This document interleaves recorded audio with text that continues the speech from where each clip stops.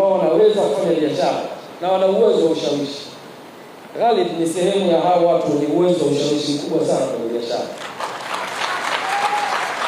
na ushawishi wake ungeweza kutulalia sisi wanayanga, angeweza kutushawishi na viongozi wakaingia kwenye ushawishi huu.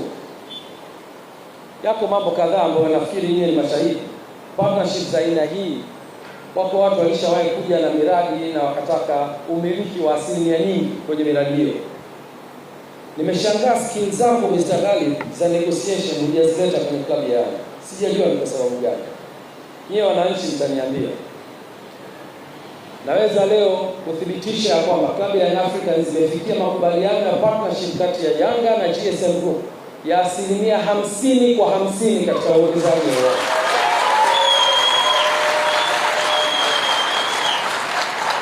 Mtanielewa nikisema kwa nini skills hiyo ya kwako ya ushawishi hujaitumia kwenye Yanga.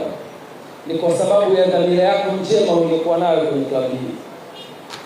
Leo Mr. Ghalib angekuwa ni mtu wa tamaa, angeweza kusema nataka asilimia 80 kwa 20. Na kwa sababu fedha yake ni kubwa inayokwenda kujenga uwanja, tusingeweza kumkatalia.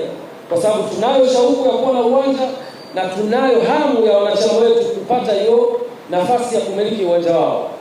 Na sisi kama Yanga tukiwa tuna fedha, tungeweza kuingia kwenye huo mtego. Lakini alisema hapana, nataka tugawane asilimia 50 kwa 50.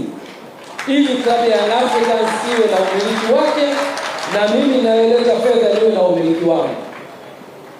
Angeweza kwenda na kusema nataka asilimia 51 ili niwe na sauti kwenye hiyo bodi, lakini hakufanya hivyo. Leo nikushukuru sana mtazamaji.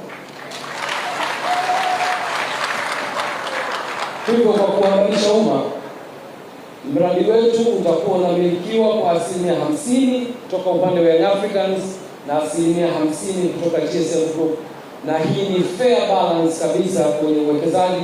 Itatupa sisi fursa kama wanayanga kumiliki uwanja wetu, na itampa fursa mwekezaji kurudisha kwenye uwekezaji ambao wanakwenda kufanya.